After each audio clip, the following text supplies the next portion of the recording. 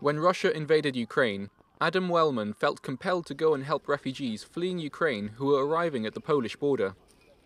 He has some experience in logistics and basic medical training, and Polish heritage. The invasion hit close to home.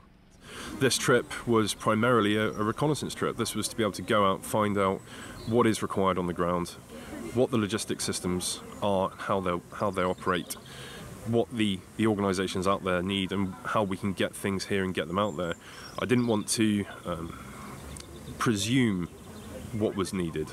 Wellman has just got back to Liverpool from the Polish border town of Medyka, and he's looking for support from the UK. He says at the moment the situation is pretty desperate. Thousands of refugees are coming in exhausted and supplies are short.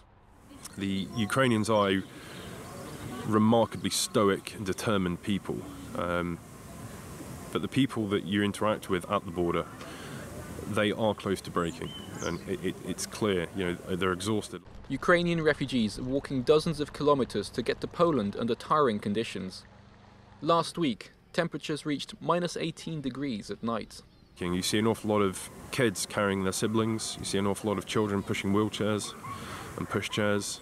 Many children arrive alone and without family. There was a little boy, and it was genuinely heartbreaking. There was a little boy, came up to me, and in Ukrainian he asked where his mama and papa were. I mean, it's a fairly international terminology. And he was there with his 12, 13-year-old sister who spoke some English, and I asked her, I says, where is mum and dad? We'll try and find them. And she just looked me straight in the eye and just said, Dad's dead, Mum's missing. I mean, that's the reality of what is going on. These are displaced and they are now orphaned. And it's heartbreaking. Wellman says that while the situation is desperate, for now it's still coping. Most of the refugees coming in are fairly mobile, such as women and children. The capacity of the setup at Medyka in particular, it is being pushed.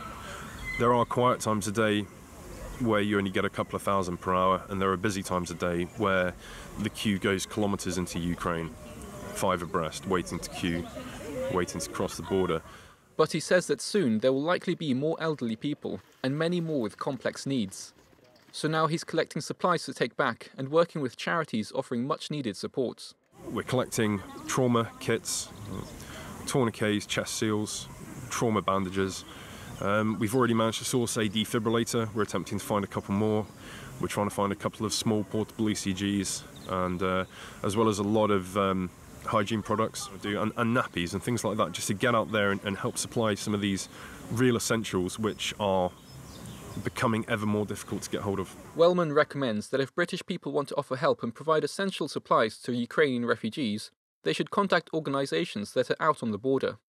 He's seen the Polish Red Cross, Caritas and the World Central Kitchen, and in particular Siobhan's Trust, a small Scottish charity that is supplying thousands of hot meals and sharing electricity from their generators with other groups.